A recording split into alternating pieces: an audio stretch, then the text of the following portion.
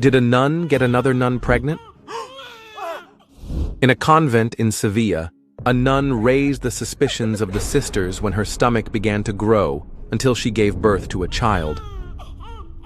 But what that sacred belly really hid was a secret that would turn the entire church upside down.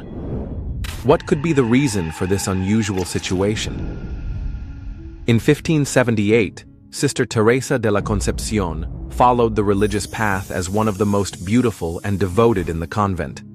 However, this would make her a victim of an unusual temptation. She was only 17 years old, and under her habit, a bump typical of a pregnancy began to grow.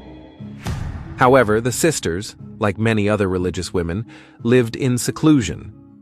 That is, inside the convent or monastery, without any contact with the outside world. So what or who had gotten Teresa pregnant?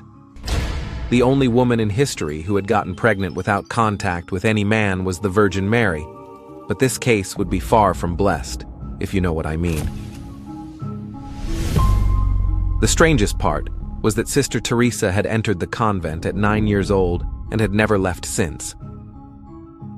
What's more, she was one of the most devoted in the place, so the first theory about what was growing in her womb was that a demon had access to her. But the truth would be much more unusual.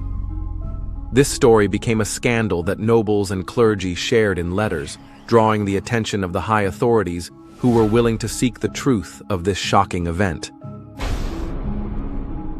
But had Teresa really managed to taste the forbidden fruit? Or was she a victim of a supernatural act?